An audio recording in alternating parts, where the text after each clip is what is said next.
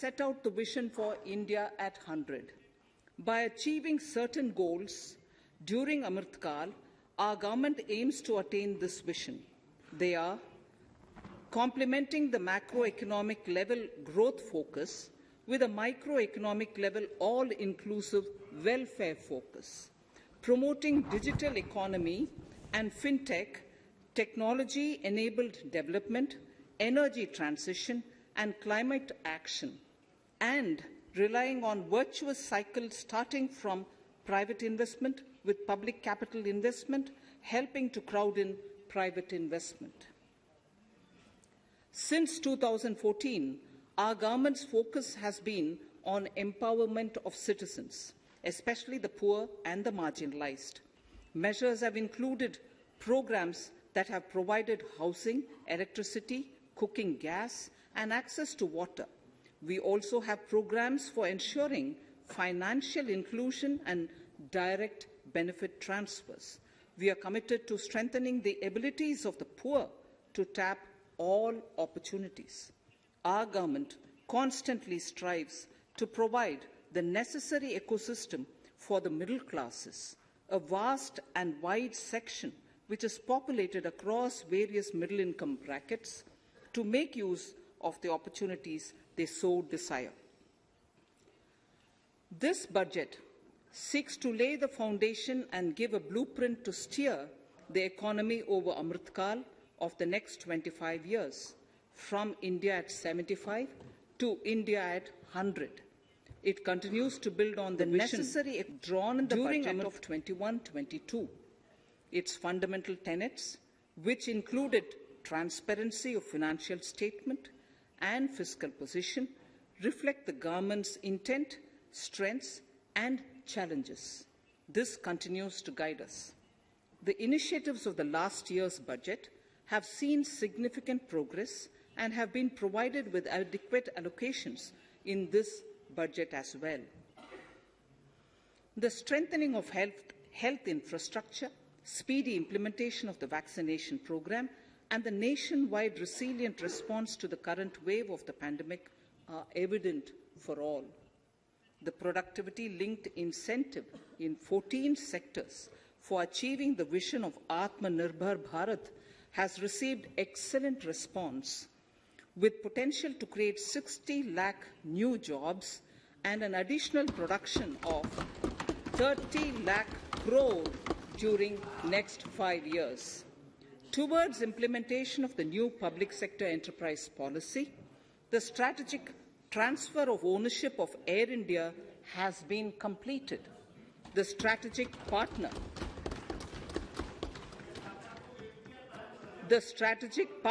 for Neelachal Ispat Nigam Limited has been selected. The public issue of the LIC is expected shortly. Others too are in the process for 2022-23. The National Bank आपको पर्याप्त मौका पर्याप्त अवसर मिलेगा बेटे बेटे टिप्पणी मत कीजिए. The National Bank for Infrastructure Development and National Asset Reconstruction Company have commenced their activities. Honourable Speaker, Sir, Budget 2021-22 had provided a sharp increase in provision for public investment or capital expenditure. Throughout the year, with the Honourable Prime Minister guiding the implementation, our economic recovery is continuing to benefit from the multiplier effect. This budget continues to provide impetus for growth. It lays a parallel track of 1. A blueprint for the Amrit Kal, which is futuristic and inclusive. This will directly benefit our youth, women, farmers, the scheduled castes, and the scheduled tribes. And number 2, big public investment. Number 2, big public investment for modern infrastructure, readying for India at 100. This shall be guided by PM Gati Shakti and be benefited by the synergy of multimodal approach. Moving forward on this parallel track, we lay the following 4 priorities: PM Gati Shakti, inclusive development, productivity enhancement and investment, sunrise opportunities, energy transition, and climate action, and 4, financing of investments.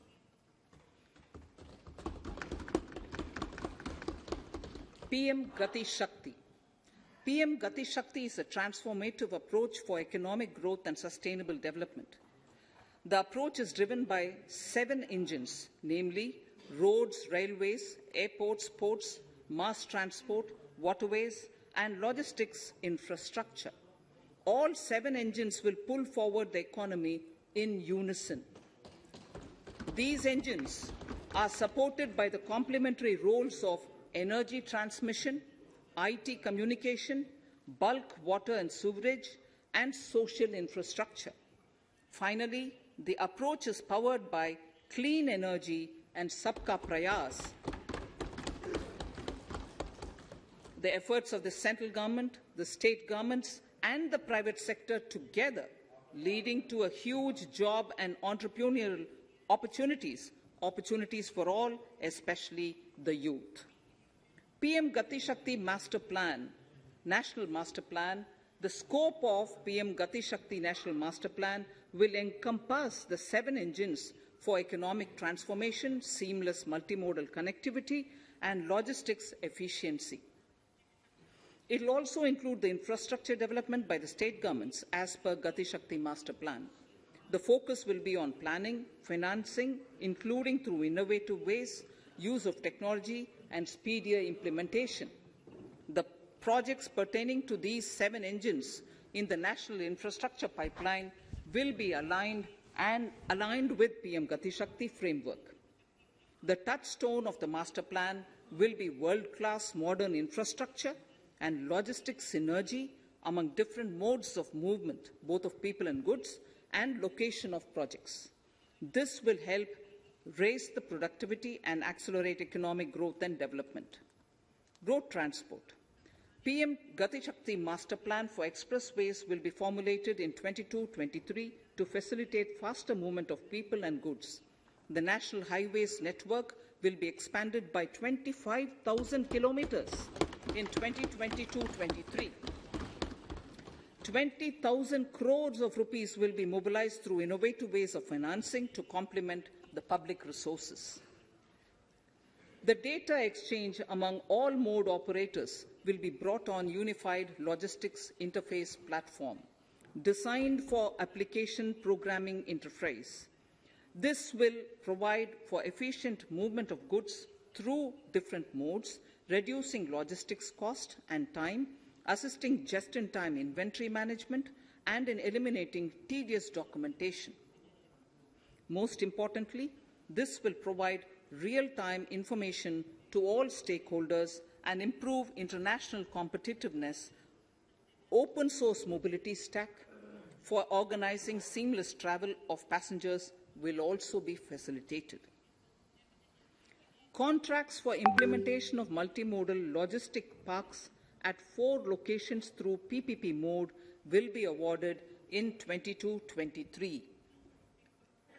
Railways will develop new products and efficient logistics services for small farmers and small and medium enterprises, besides taking the lead in integration of postal and railways network to provide seamless solutions for movement of parcels. One station, one product concept will be popularized to help local businesses and supply chains. As a part of Atmanirbhar Bharat, 2,000 kilometers of network will be brought under Kavach, the indigenous world-class technology for safety and capacity augmentation in 2022-23. 400 new generation Vande Bharat trains will better energy efficiency and passenger riding experience will be developed and manufactured during the next 3 years. 100 PM Gati Shakti cargo terminals for multimodal logistics facilities will be developed during the next 3 years. Innovative ways of financing and faster implementation will be encouraged for building metro systems of appropriate type at scale. Multimodal connectivity between mass urban transport and railway stations will be facilitated on priority. Design of metro systems, including civil structures, will be reoriented and standardized for Indian conditions and needs. Parvat Mala, as a preferred ecologically sustainable alternative to conventional roads in difficult hilly areas, National Ropeways Development Program will be taken up on PPP mode. The aim is to improve connectivity and convenience for commuters, besides promoting tourism. This may also cover congested urban areas where conventional mass transit system is not feasible. Contracts for 8 such ropeway projects for a length of 60 kilometers will be awarded in 22-23.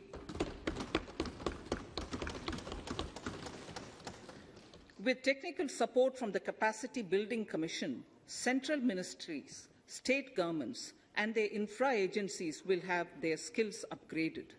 This will ramp up capacity in planning, design, financing, including innovative ways, and implementation management of the PM Gati Shakti infrastructure projects. Inclusive development, our second priority. Agriculture.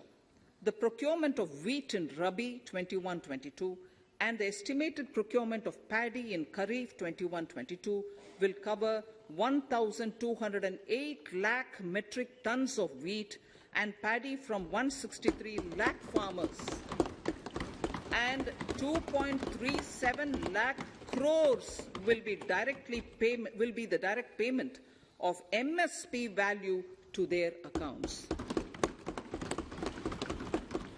Chemical-free natural farming will be promoted throughout the country, with a focus on farmers' lands in 5-kilometer wide corridors along the river Ganga at the first stage. 2023 has been announced as the International Year of Millets. Support will be provided for post-harvest value addition, enhancing domestic consumption, and for branding millet products nationally and internationally. To reduce our dependence on import of oil seeds, a rationalized and comprehensive scheme to increase domestic production of oil seeds will be implemented.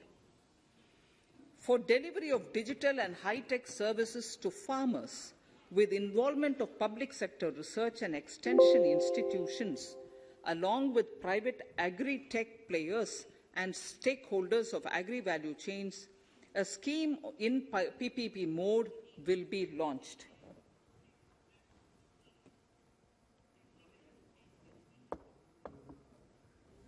Use of Kisan drones will be promoted for crop assessment, digitization of land records, spraying of insecticides and nutrients. States will be encouraged to revise syllabi of agricultural universities to meet the needs of natural, zero budget, and organic farming, modern-day agriculture, value addition, and management.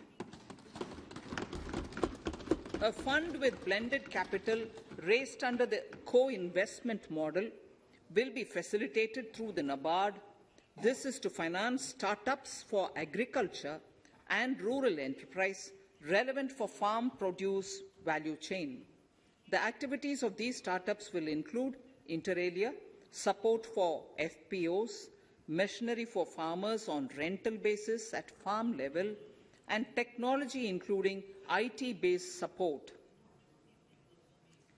The implementation of the Ken-Betwa link project at an estimated cost of 44,605 crores will be taken up. This is aimed at providing irrigation benefits to 9.0 lakh hectare of farmers' lands, drinking water supply to 62 lakh people, 103 megawatt of hydro, 27 megawatt of solar power, allocations of 4,300 crores of rupees in the RE 21-22 and 1,400 crores of rupees in 22-23 have been made for this project. Honorable Speaker, sir, draft DPRs for 5 river links, namely Daman-Ganga Pinjal, Par-Tapi Narmada, Godavari Krishna, Krishna Pennar, and Pennar Kaveri have been finalized. Once a consensus is reached among the beneficiary states, the Centre will provide support for their implementation. For farmers to adopt suitable varieties of fruits and vegetables and to use appropriate production and harvesting techniques, our government will provide a comprehensive package with participation of state governments. MSMEs, Udyam, eShram, NCS and ASEEM portals will be interlinked. Their scope will be widened. They will now perform as portals with live organic databases, providing G2C, B2C and B2B services. These services will relate to credit facilitation, skilling and recruitment with an aim to further formalize the economy and enhance entrepreneurial opportunities for all. Emergency Credit Line Guarantee Scheme has provided the much-needed additional credit to more than 130 lakh MSMEs. This has helped them mitigate the adverse impact of the pandemic. The hospitality and related services, especially those by micro and small enterprises, are yet to regain their pre-pandemic level of business. Considering these aspects, the ECLGS will be extended up to March 2023, and its guarantee cover will be expanded by 50,000 crores of rupees to total cover of 5 lakh crores.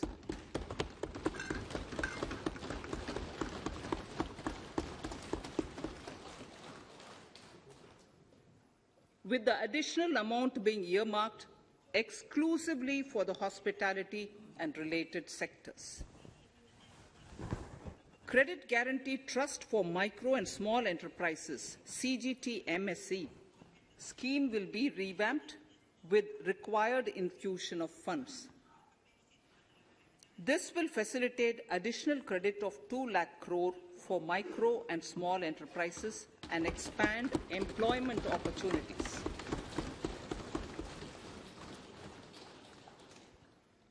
Raising and Accelerating MSME Performance (RAMP) program with outlay of 6,000 crore over 5 years will be rolled out. This will help MSME sector become more resilient, competitive and efficient.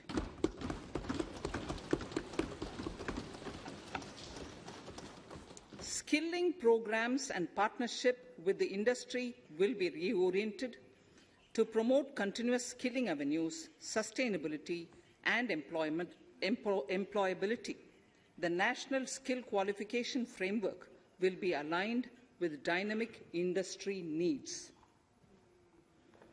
Digital ecosystem for skilling and livelihood, the Desh Stack e-portal, will be launched.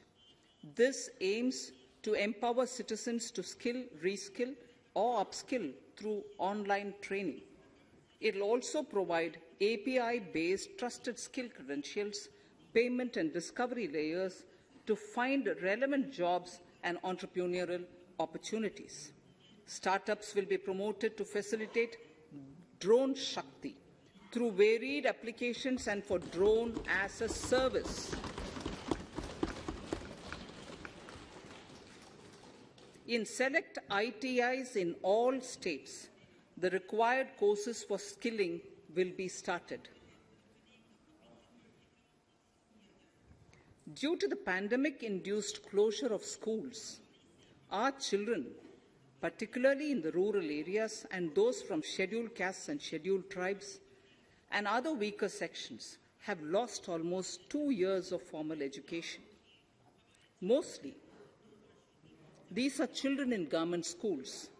We recognize the need to impart supplementary teaching and to build a resilient mechanism for education delivery. For this purpose, One Class, One TV channel program of PM eVidya will be expanded from 12 to 200 TV channels. This will enable all states to provide supplementary education in regional languages for classes 1 to 12.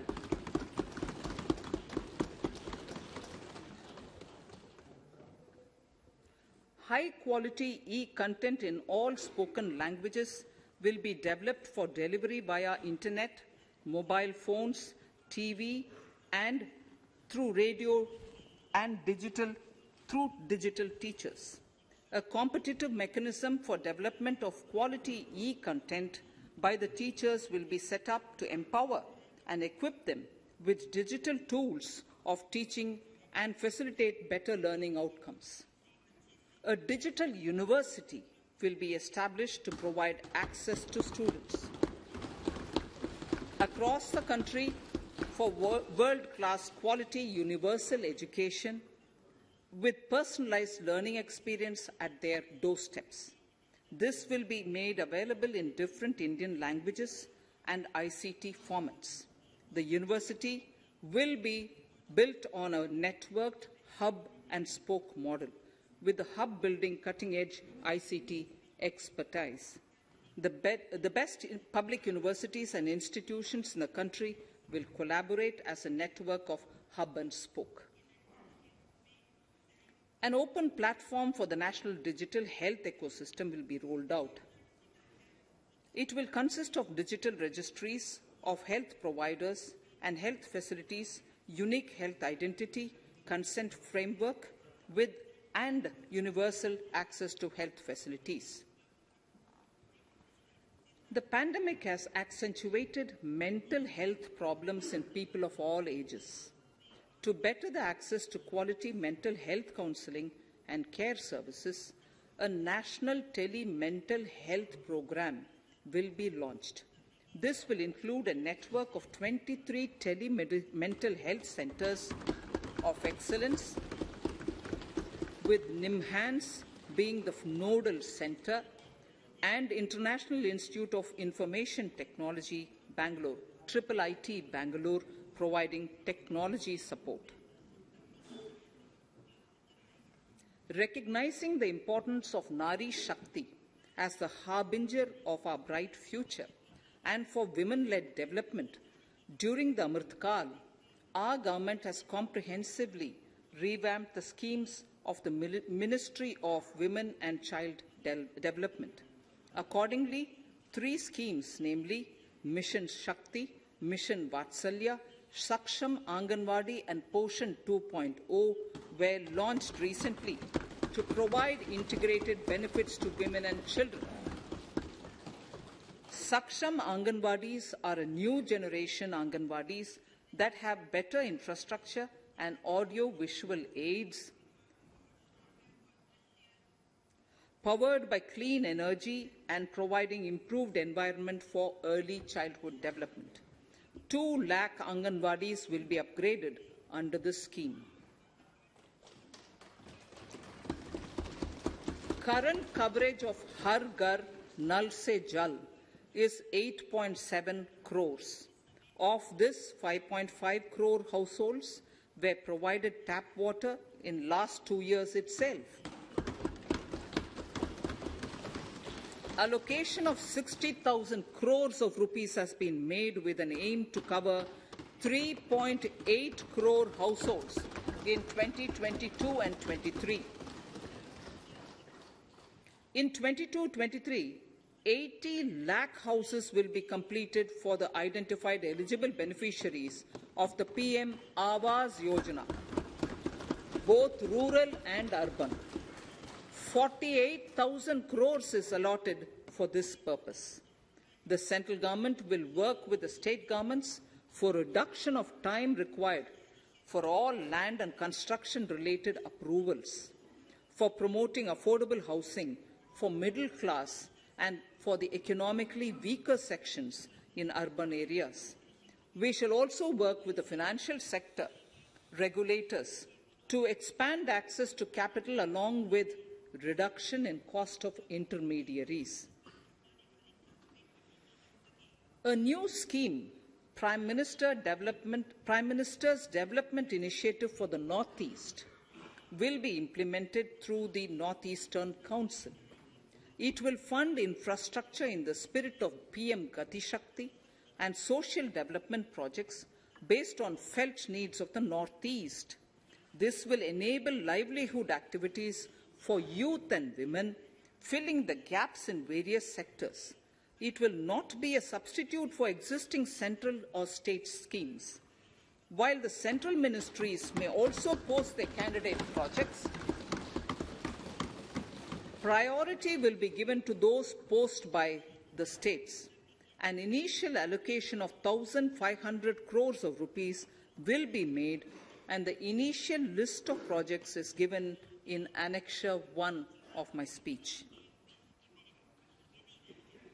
Our vision to improve the quality of life of citizens in the most backward districts of the country through Aspirational Districts program has been translated into reality in a very short span of time.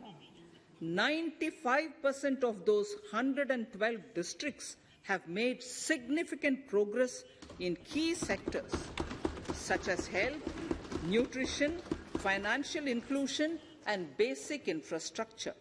They have surpassed even some of the state average values.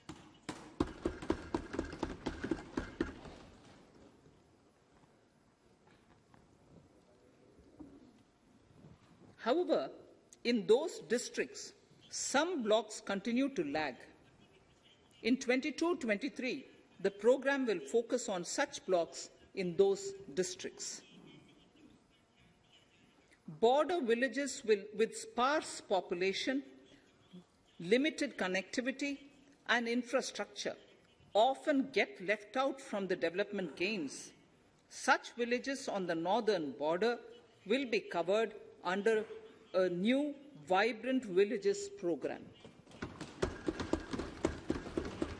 The activities will include construction of village infrastructure, housing, tourist centers, road connectivity, provisioning of decentralized renewable energy, direct-to-home access for Doordarshan and educational channels, and support for their livelihood generation.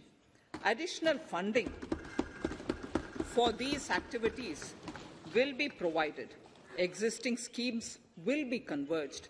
We will define their outcomes and monitor them on a constant basis.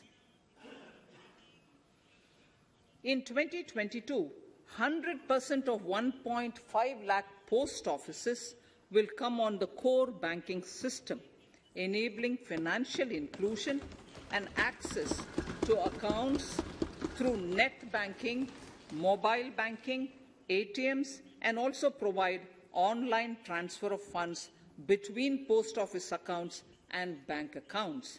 This will be helpful, especially for farmers and senior citizens in rural areas, enabling interoperability and financial inclusion.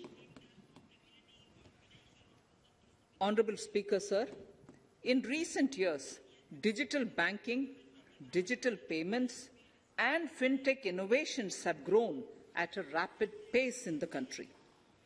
Government is continuously encouraging these sectors to ensure that the benefits of digital banking reach every nook and corner of the country in a consumer-friendly manner. Taking forward this agenda and to mark 75 years of our independence, it is proposed to set up 75 digital banking units in 75 districts of the country by scheduled commercial banks. The financial support for digital payment ecosystem announced in the previous budget will continue in 22-23 as well. This will encourage further adoption of digital payments. There will also be a focus to promote use of payment platforms that are economical and user-friendly. Sir, I move to the next priority. In recent years, over 25,000 compliances were reduced and nearly 1,500 union laws were repealed. This is the result of our government's strong commitment for minimum government and maximum governance. 1,486 union laws were repealed. Our trust in the public and ease of doing business is what is highlighted here, sir. For the Amrit Kal, the next phase of ease of doing business 2.0 and ease of living will be launched. In our endeavour to improve productive efficiency of capital and human resources, we will follow the idea of trust-based governance.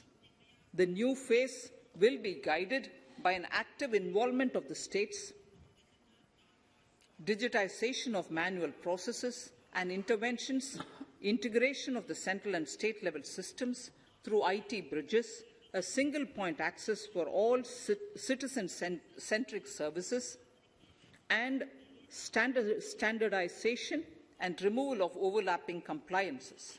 Crowdsourcing of suggestions and ground-level assessment of the impact with active involvement of citizens and businesses will be encouraged. A single-window portal, Parivesh, for all green clearances was launched in 2018. It has been instrumental in reducing the time required for approvals significantly. The scope of this portal will be expanded to provide information to the applicants based on location of units. Information about specific approvals will be provided. It will enable application for all 4 approvals through a single form and tracking of the process through Centralized Processing Center Green, CPC Green. E-passports. The issuance of e-passports using embedded chip and futuristic technology will be rolled out in 22-23 to enhance the convenience for the citizens in their overseas travel. By the time of India at 100, nearly half our population is likely to be living in urban areas. To prepare for this, orderly urban development is of critical importance. This will help realize the country's economic potential, including livelihood opportunities for the demographic dividend. For this, on the one hand, we need to nurture the megacities and their hinterlands to become current centers of economic growth. On the other, we need to facilitate Tier 2 and Tier 3 cities to take on the mantle in the future.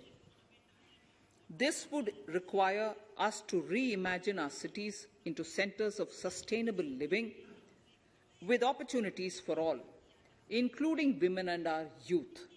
For this to happen, urban planning cannot continue with a business-as-usual approach. We plan to steer a paradigm change. A high-level committee of reputed urban planners, urban economists, and institutions will be formed to make recommendations on urban sector policies, capacity building, planning, implementation, and governance. For urban capacity building, support will be provided to the states. Modernization of building bylaws, town planning schemes, transit-oriented development will be implemented. This will facilitate reforms for people to live and work closer to the mass transit systems. the central government's financial support for mass transit projects and Amrit scheme will be leveraged for formulation of action plans and their implementation for facilitating the TOD and TPS by the states. For developing India-specific knowledge in urban planning and design, and to deliver certified training in these areas, up to 5 existing academic institutions in different regions will be designated as centres of excellence. These centres will be provided endowment fund of 250 crore each. In addition, the AICTE will take the lead to improve syllabi, quality and access of urban planning courses in other institutions. We will promote a shift to use of public transport in urban areas. This will be complemented by clean tech and governance solutions, special mobility zones with zero fossil fuel policy and EV vehicles. Battery swapping policy.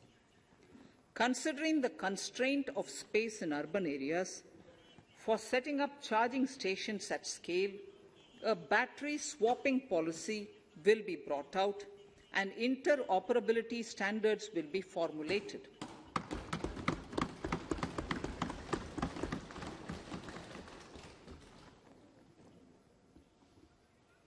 The private sector will be encouraged to develop sustainable and innovative business models for battery or energy as a service. This will improve efficiency in the EV ecosystem. Efficient use of land resources is a strong imperative. States will be encouraged to adopt unique land parcel identification number to facilitate IT-based management of records. The facility for transliteration of land records across any of the Schedule 8 languages will also be rolled out. The adoption of linkage with National Generic Document Registration System, NGDRS, with the One Nation, One Registration software will be promoted as an option for uniform process of registration and anywhere registration of deeds and documents. Necessary amendments in the code IBC will be carried out to enhance the efficiency of the resolution process and facilitate cross-border insolvency resolution. Accelerated corporate exit. Several IT-based systems have been established for accelerated registration of new companies. Now the Centre for Processing Accelerated Corporate Exit, CPACE, will process re-engineering, will be established to facilitate and speed up the voluntary winding up of these companies from the currently required 2 years to less than 6 months. Government procurement. Government rules have recently been modernized for the needs of Amrit Kal. The new rules have benefited from the inputs from various stakeholders.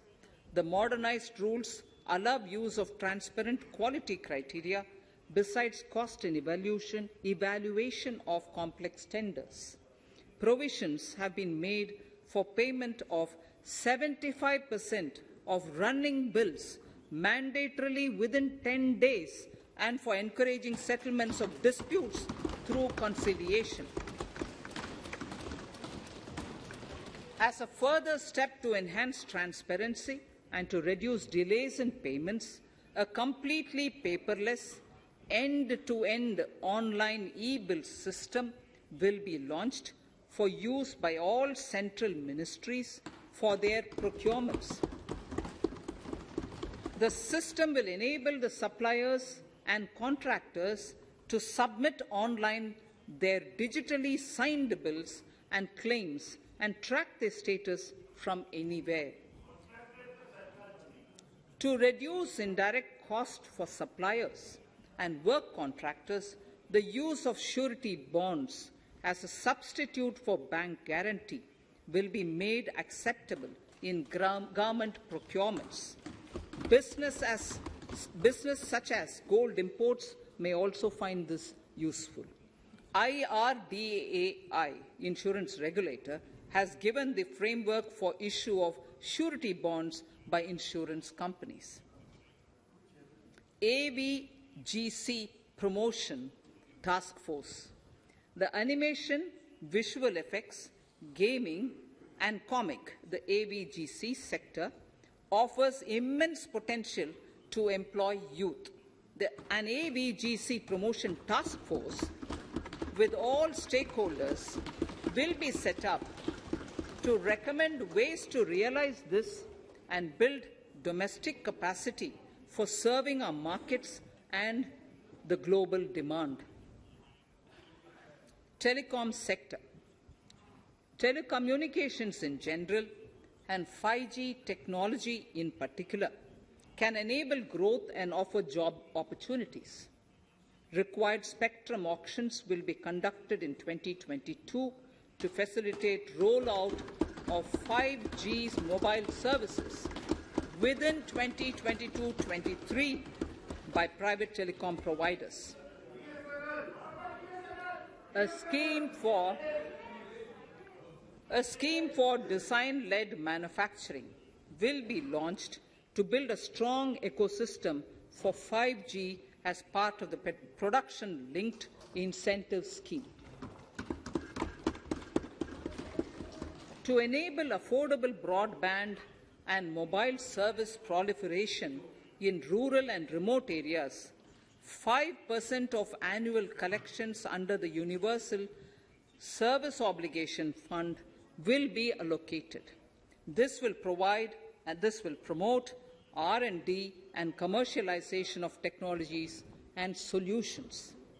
Our vision is that all villages and their residents should have the same access to e-services, communication facilities, and digital resources as urban areas and their residents. The contracts for laying optical fiber in all villages, including remote areas, will be awarded under the BharatNet project through PPP in 22 and 23. Completion is expected in 2025. Measures will be taken to enable better and more efficient use of the optical fiber. Export promotion.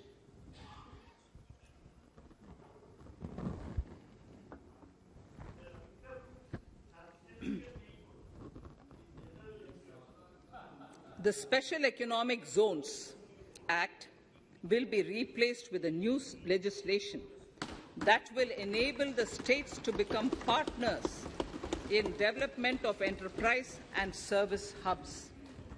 This will cover all large existing and new industrial enclaves to optimally utilize available infrastructure and enhance competitiveness of exports. Atmanirbharta in defense. Our government is committed to reducing imports and promoting Atmanirbharta in equipment for the armed forces. 68% of the capital procurement budget will be earmarked for domestic industry in 22-23, up from 58% in 21-22. Defense R&D will be opened up for industry, startups, and academia, with 25% of defense R&D budget earmarked. Private industry will be encouraged to take up design and development of military platforms and equipment in collaboration with DRDO and other organizations through SPV model. An independent nodal umbrella body will be set up for meeting wide-ranging testing and certification requirements. Artificial intelligence, geospatial systems and drones, semiconductor and its ecosystem, space economy, genomics, and pharmaceuticals. Green energy and clean mobility systems have immense potential to assist sustainable development at scale and modernize the country. They provide employment opportunities for our youth and make Indian industry more efficient and competitive. Supportive policies, light touch regulations, facilitative actions to build domestic capacities and promotion of research and development will guide the government's approach. For R&D in the sunrise opportunities, in addition to efforts of collaboration among academia, industry and public institutions, government contribution will be provided. Energy transition and climate change. The risks of climate change are the strongest negative externalities that affect India and other countries. As Honourable Prime Minister said at the COP26 summit in Glasgow last November, and I quote, "What is needed today is mindful and deliberate utilization instead of mindless, destructive consumption," unquote. The low-carbon development strategy, as enunciated in the Panchamrit that he announced is an important reflection of our government's strong commitment towards sustainable development. The strategy opens up huge employment opportunities and will take the country on a sustainable development path. This budget proposes several near-term and long-term actions accordingly. Solar power. To facilitate domestic manufacturing for the ambitious goal of 280 gigawatts of installed solar capacity by 2030, an additional allocation of 19,500 crores for PLI, production-linked incentive, for manufacturing of high-efficiency modules with priority to fully integrate manufacturing units from polysilicon to solar PV modules will be made. Honourable Speaker, sir, the circular economy transition is expected to help in productivity enhancement as well as creating large opportunities for new businesses and jobs. The action plans for 10 sectors such as electronic waste, end-of-life vehicles, used oil waste, toxic and hazardous industrial waste are already ready. The focus will now be on addressing important cross-cutting issues of infrastructure, reverse logistics, technology upgradation, and integration with informal sector. This will be supported by active public policies covering regulations, extended producers' responsibilities, framework, and innovation facilities. 5 to 7% biomass pellets will be co-fired in thermal power plants, resulting in carbon dioxide savings of 38 MMT annually. This will also provide extra income to farmers and job opportunities to locals and help avoid stubble burning in agricultural fields. Saving energy is an important aspect of the energy management. Hence, energy efficiency and savings measures will be promoted. This will be done in large commercial buildings through the energy service company business model. It will facilitate capacity building and awareness for energy audits, performance contracts, and common measurement of and verification protocol. 4 pilot projects for coal gasification and conversion of coal into chemicals required for the industry will be set up to evolve technical and financial viability. The policies and required legislative changes to promote agroforestry and private forestry will be brought in. In addition, financial support will be provided to farmers belonging to scheduled castes and scheduled tribes who want to take up agroforestry. Honourable Speaker, I now move to the fourth priority, financing of investments. Capital investment holds the key to speedy and sustainable economic revival and consolidation through its multiplier effect. Capital investment also helps in creating employment opportunities, induced enhanced demand for manufactured input from large industries and MSMEs, services from professionals, and help farmers through better agri-infrastructure. The economy has shown strong resilience to come out of the effects of the pandemic with high growth. However, we need to sustain that level to make up for the setback of 2020-2021. As outlined in para 5 earlier, the virtuous cycle of investment requires public investment to crowd in private investment.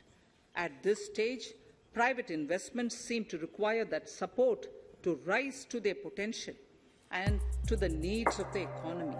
Public investment must continue to take the lead and prime the private investment and demand in 2022-23.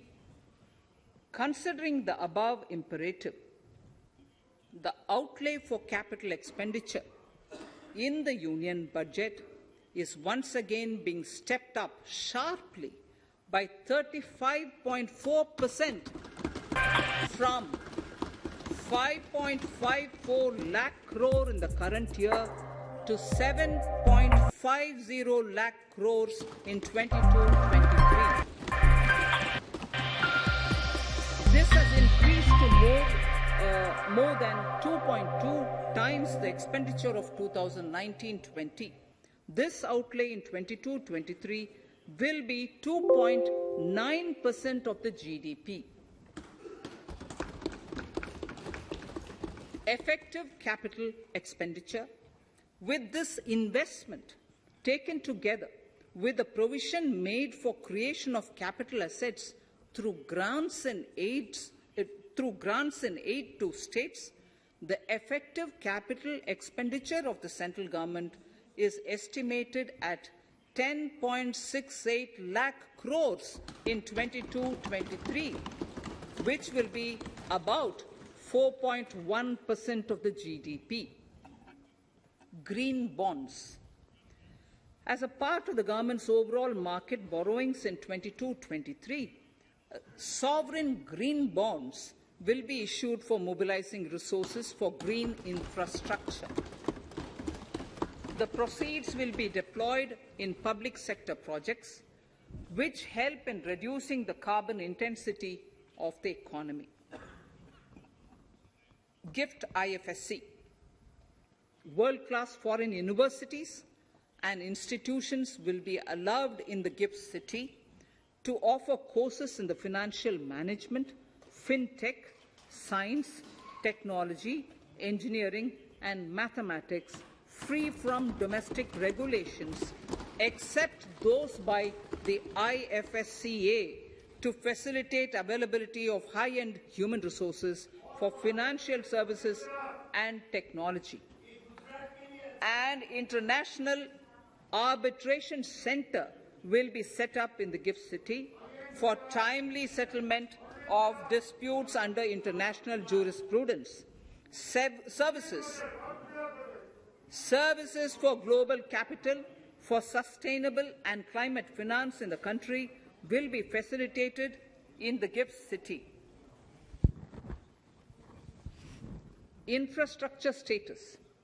Data centers and energy storage systems, including dense charging infrastructure and grid-scale battery systems, will be included in the harmonized list of infrastructure. This will facilitate credit availability for digital infrastructure and clean energy storage. Venture capital and private equity invested more than 5.5 lakh crores last year, facilitating one of the largest startup growth system. Scaling up this investment requires a holistic examination of regulatory and other frictions. An expert committee will be set up to examine and suggest appropriate measures. Government-backed funds, NIIF and SIDBI, Fund of Funds, have provided scale capital, creating a multiplier effect. For encouraging important sunrise sectors such as climate action, deep tech, digital economy, pharma, and agri-tech, the government will promote these thematic funds for blended finance, with the government share being limited to 20% and the funds being managed by private fund managers. For financing the infrastructure needs, the stepping up of public investment will need to be complemented by private capital at a significant scale. Measures will be taken to enhance financial viability of projects, including PPP, with technical and knowledge assistance from multilateral agencies. Enhancing financial viability shall also be obtained by adopting global best practices, innovative ways of financing, and balanced risk allocation. Digital rupee.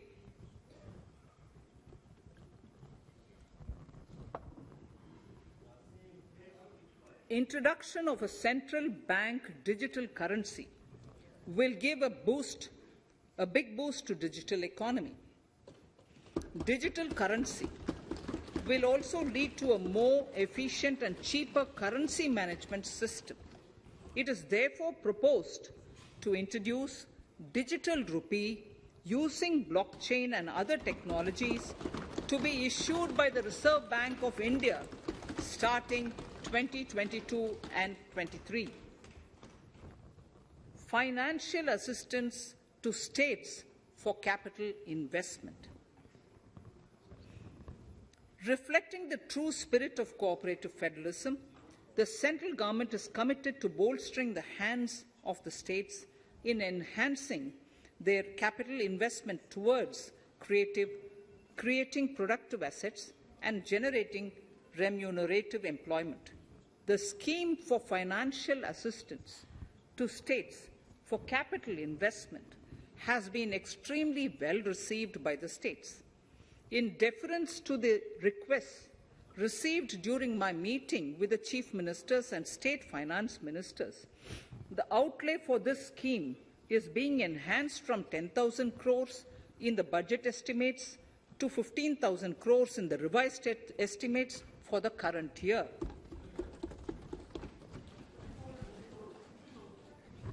For 22-23,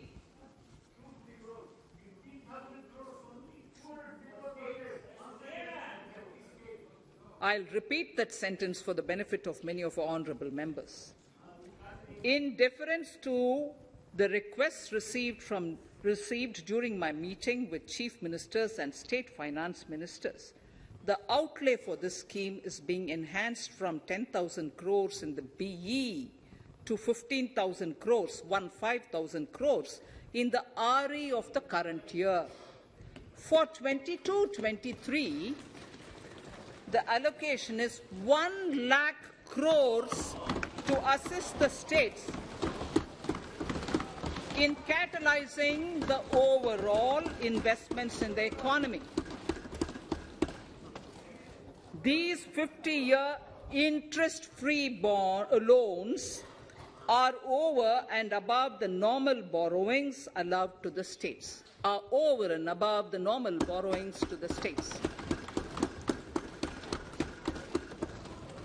This allocation will be used for PM Gati Shakti related and other productive capital investments of the states.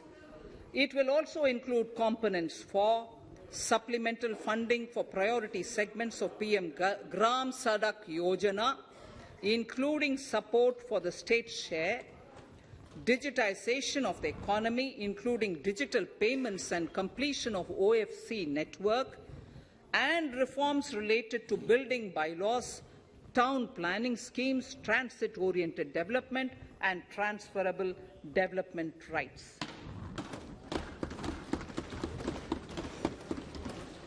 In 22-23, in accordance with the recommendations of the 15th Finance Commission, the states will be allowed a fiscal deficit of 4% of the GSDP, of which 0.5% will be tied to power sector reforms, for which the conditions have already been communicated in 21-22.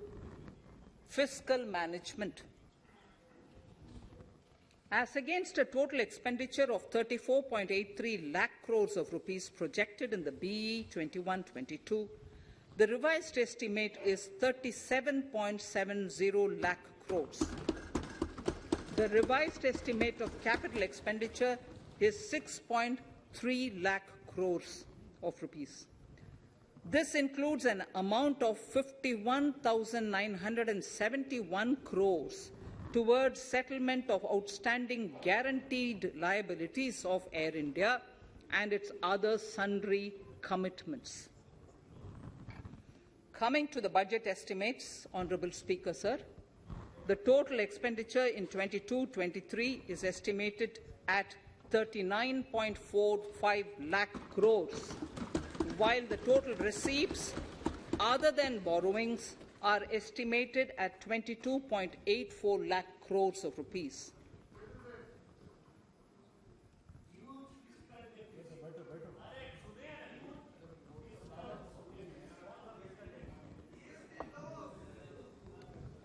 The revised fiscal deficit, Honourable Speaker, in the current year is estimated at 6.9% of the GDP, as against 6.8% projected in the budget estimates. The fiscal deficit is in 22-23 is estimated at 6.4% of the GDP, which is consistent with the broad path of the fiscal consolidation announced by me last year to reach a fiscal deficit level below 4.5% by 25-26. While setting the fiscal deficit level in 22-23, I am conscious of the need to nurture growth through public investment to become stronger and sustainable. I will now move to Part B of my speech.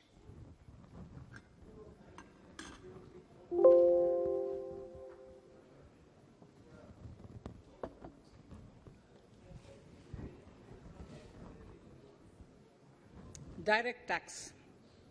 Honourable Speaker, sir, I take this opportunity to thank all the taxpayers of our country who have contributed immensely and strengthened the hands of the government in helping their fellow citizens in this hour of need.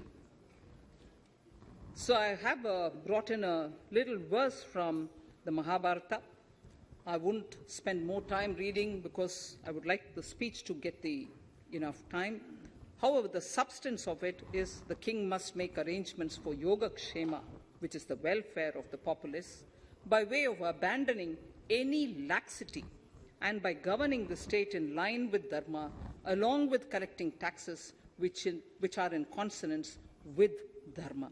This is Mahabharata Shanti Parva Adhyaya, Shloka 11 from 72.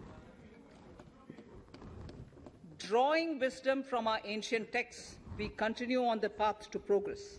The proposals in this budget, while continuing with our declared policy of stable and predictable tax regime, intend to bring more reforms that will take ahead our vision to establish a trustworthy tax regime.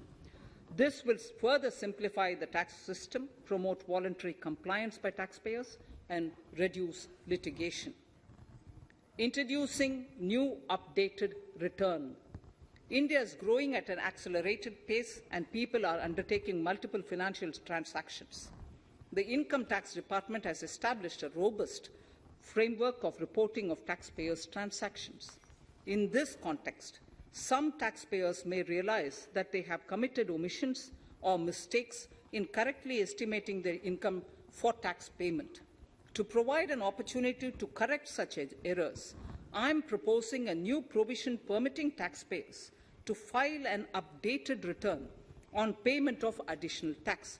This updated return can be filed within 2 years from the end of the relevant assessment year.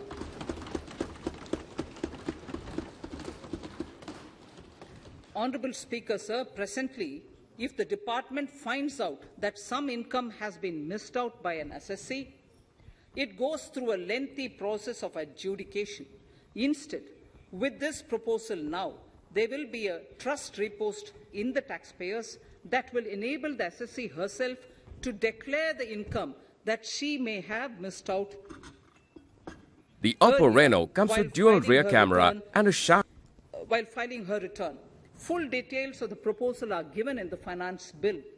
It is an affirmative step in the direction of voluntary compliance.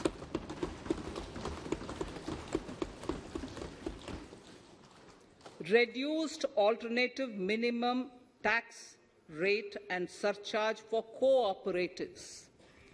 Currently, cooperative societies are required to pay alternate minimum tax at the rate of 18 and 1.5%. However, companies pay the same rate, which is the alternate minimum tax, at the rate of 15%. To provide a level playing field between cooperative societies and companies, I propose to reduce this rate for the cooperative societies also to 15%. Honourable Speaker, sir, I also propose to reduce the surcharge on cooperative societies from the present 12% to 7% for those having total income of more than 1 crore and up to 10 crores. This would help in enhancing income of cooperative societies and its members who are mostly from the rural and from farming communities. Tax relief to persons with disability. The parent or guardian of a differently abled person can take an insurance scheme for such person. The present law provides for deduction to the parent or guardian only if the lump sum payment or annuity is available to the differently abled person on the death of the subscriber, that is the parent or the guardian. There could be situations where the differently abled dependent may need payment of annuity or lump sum amount even during the lifetime of their parent or guardian. I propose thus to allow the payment of annuity and lump sum amount to the differently abled dependent during the lifetime of the parent and guardians, that is parent or guardians, attaining the age of 60 years. Parity between employees of the state and central governments. At present, the central government contributes 14% of the salary of its employee to the National Pension System, NPS, Tier 1. This is allowed as a deduction in computing the income of the employee. However, such deduction is allowed only to the extent of 10% of the salary in case of employees of the state governments. To provide equal treatment to both central and state government employees, I propose to increase the tax deduction limit from 10% to 14% on employers' contribution to the MPS account of state government employees as well. This would help in enhancing the social security benefits of the state government employees and bring them at par with central government employees. Incentives for startups. Startups have emerged as drivers of growth for our economy. Over the past few years, the country has seen a manifold increase in successful startups. Eligible startups established before 31/3/2022 had been provided a tax incentive for 3 consecutive years out of the 10 years from incorporation. In view of the COVID pandemic, I propose to extend the period of incorporation of the eligible startup by 1 more year, that is, up to 31/3/2023, for providing such tax incentives.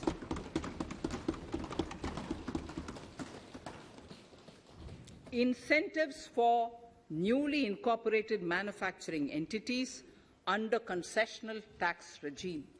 In an effort to establish a global competitive business environment for certain domestic companies, a concessional tax regime of 15% was introduced by our government for newly incorporated domestic manufacturing companies.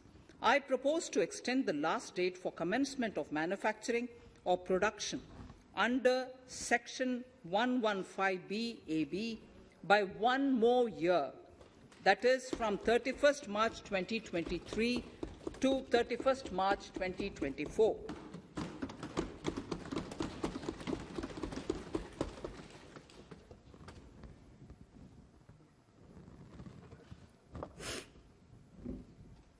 Scheme for taxation of virtual digital assets.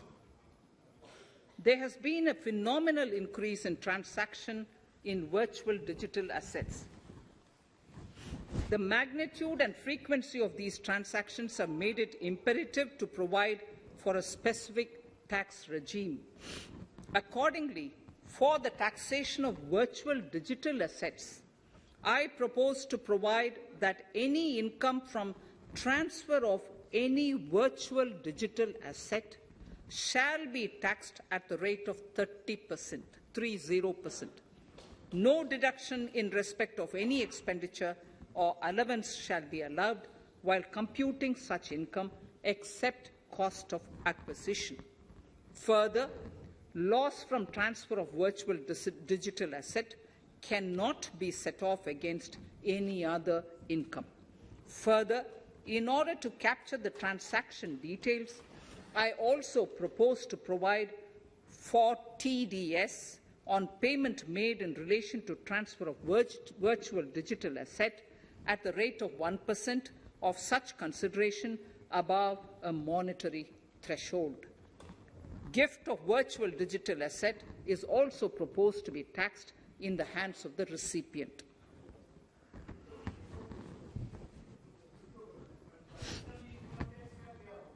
Litigation management to avoid repetitive appeals by the department. It has been observed that a lot of time and resources are consumed in filing of appeals which involve identical issues. Taking forward our policy of sound litigation management, I propose to provide that if a question of law in the case of an assessee is identical to a question of law which is pending in the appeal before a jurisdictional High Court or Supreme Court, in any case, the filing of further appeal in the case of this assessee by the department shall be deferred till such a question of law is decided by the jurisdictional High Court or the Supreme Court. This will greatly help in reducing the repeated litigation between taxpayer and the department. Taking forward our efforts to further promote the IFSC, I hereby propose to provide that income of a non-resident from offshore derivative instruments or over-the-counter derivatives issued by an offshore banking unit, income from royalty and interest on account of lease of ship, and income received from portfolio management services in IFSC shall be exempt from tax, subject to specified conditions. Rationalization of surcharge. In the globalized business world, there are several work contracts whose terms and conditions mandatorily require formation of a consortium.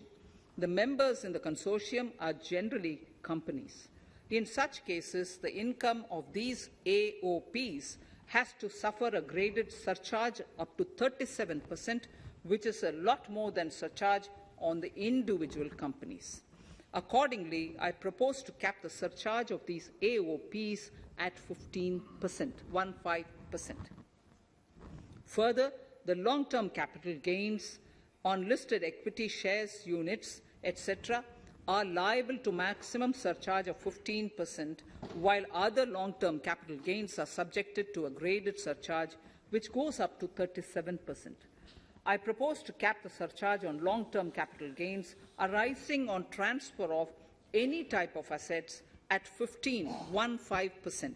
This step will give a boost to startup community, and along with my proposal on the extended tax benefits to manufacturing companies and startups, reaffirms our commitment to Atmanirbhar Bharat. clarification in relation to health and education cess as business expenditure. The income tax is not an allowable expenditure for computation of business income. This includes tax as well as surcharges. The health and education cess is imposed as an additional surcharge on the taxpayer for funding specific government welfare programs. However, some courts have allowed health and education cess as business expenditure, which is against the legislative intent. To reiterate the legislative intent, I propose to clarify that any surcharge or cess on income and profits is not allowable as business expenditure. Deterrence against tax evasion. Honourable Speaker, sir, presently there is ambiguity regarding set-off of brought forward loss against undisclosed income detected in search operations. It has been observed that in many cases where undisclosed income or suppression of sales, etc., is detected, payment of tax is avoided by setting off of losses. In order to bring certainty and to increase deterrence among tax evaders, I propose to provide that no set-off of any loss shall be allowed against undisclosed income detected during search and survey operations.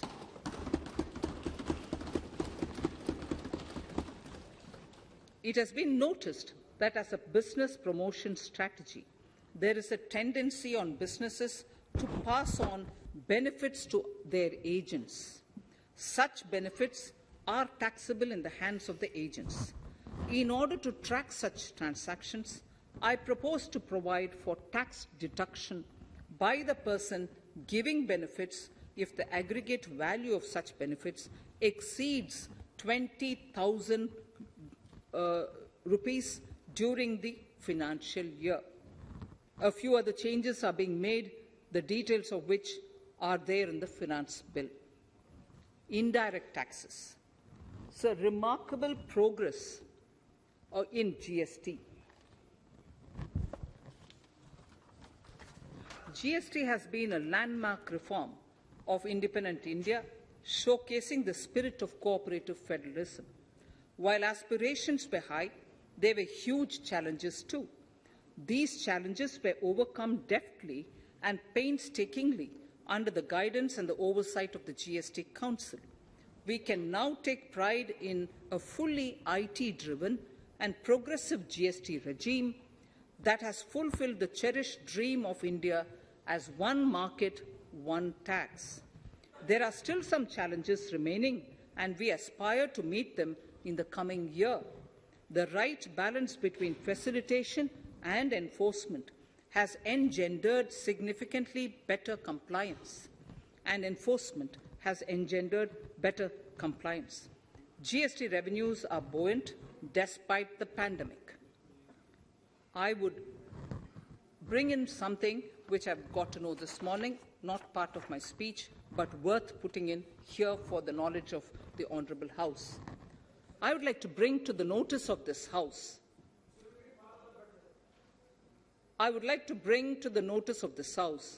that the gross GST collections for the month of January 22 are rupees 1,40,986 crores, which is the highest since the inception of GST.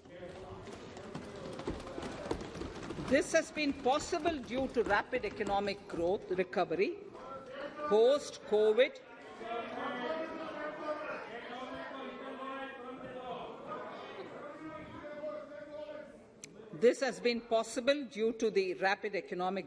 recovery post-COVID, as well as various policy and administration undertaken by central and state tax administrations.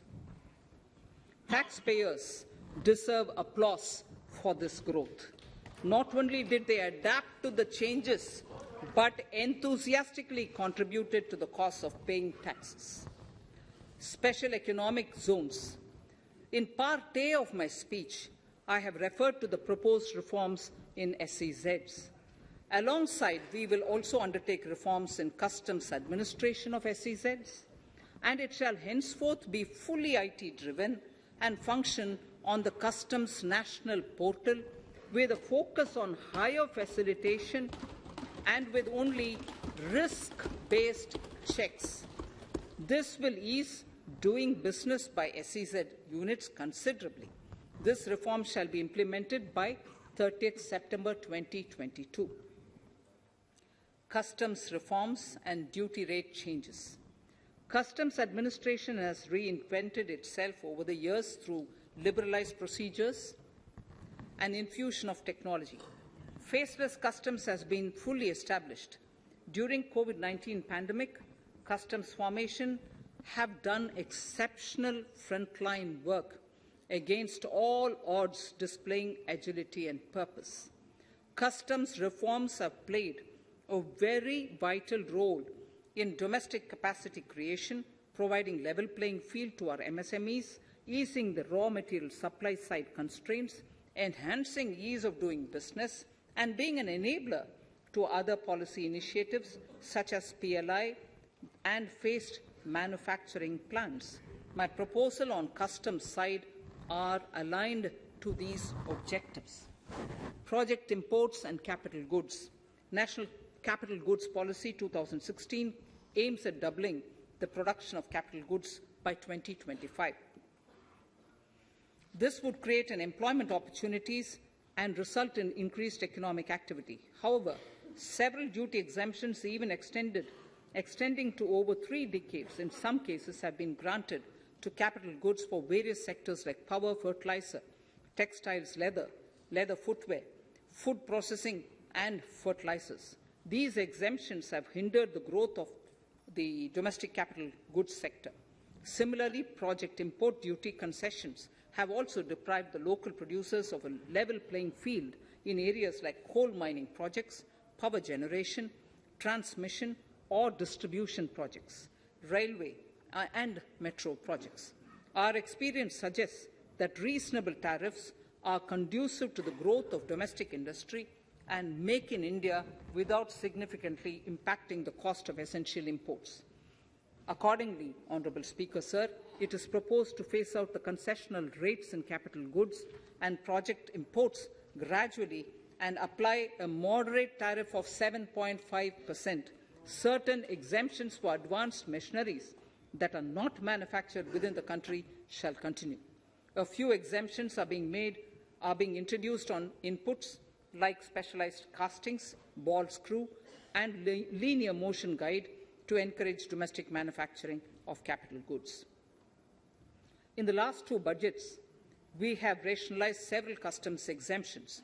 We have once again carried out an extensive consultation, including by crowdsourcing. As a result of these consultations, more than 350 exemption entries are proposed to be gradually phased out. These include exemptions on certain agricultural produce,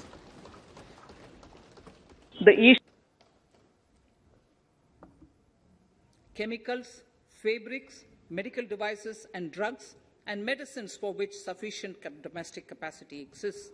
Further, as a simplification measure, several concessional rates are being incorporated in the customs tariff schedule itself instead of prescribing them through various notifications. This comprehensive review will simplify the customs rate and tariff structure, particularly for sectors like chemicals, textiles, and metals, and minimize disputes. Removal of exemption on items which are or can be manufactured in India and providing concessional duties on raw material that go into manufacturing of intermediate products will go many a step forward in achieving our objective of Make in India and Atmanirbhar Bharat. I shall now take up specific sector-specific proposals. Electronics. Electronic manufacturing has been growing rapidly. Customs duty rates are being calibrated to provide a graded rate structure to facilitate domestic manufacturing of wearable devices, hearable devices, and electronic smart meters.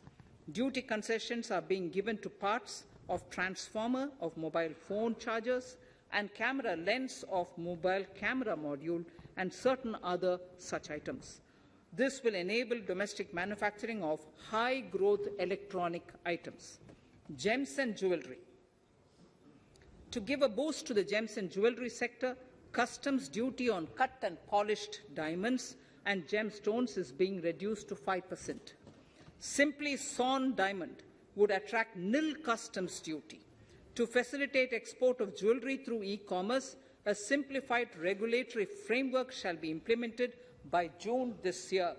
To disincentivize import of undervalued imitation jewellery, the customs duty on imitation jewellery is being prescribed in a manner that a duty of at least 400 rupees per kg is paid on its import. Chemicals. Customs duty on certain critical chemicals, namely methanol, acetic acid, and heavy feedstocks for petroleum refining, are being reduced, while duty is being raised on sodium cyanide, for which adequate capacity in the domestic arena exists. These changes will help in enhancing domestic value addition. MSMEs. Duty on umbrellas is being raised to 20%. Exemption to parts of umbrellas is being withdrawn. Exemption is also being rationalized on implements and tools for agricultural sector which are manufactured in India. Customs duty exemption given to steel scrap last year is being extended for another year to provide relief to MSME secondary steel producers. Certain anti-dumping and CVD on stainless steel and coated steel flat products, bars of alloy steel and high-speed steel are being revoked in larger public interest considering prevailing high prices of metals. To incentivize exports, exemptions are being provided on items such as embellishment, trimmings, fasteners, buttons, zipper, lining material, specified leather, furniture fittings, and packaging boxes that may be needed by bona fide exporters of handicrafts, textiles, leather garments, leather footwear, and other goods. Honourable Speaker, sir, duty is being reduced on certain inputs required for shrimp aquaculture so as to promote its exports. Tariff measure to encourage blending of fuel. Blending of fuel is a priority for this government. To encourage the efforts for blending of fuel, unblended fuel shall attract an additional differential excise duty of Rs 2 per litre from first day of October 22. A few other changes are being made in duty rates, customs, tariff and customs law, the details of which are there in the finance bill. Mr. Speaker, sir, with these words, I commend the budget to this august House. Thank you. Item number 2, Srimati Nirmala Sitharaman ji.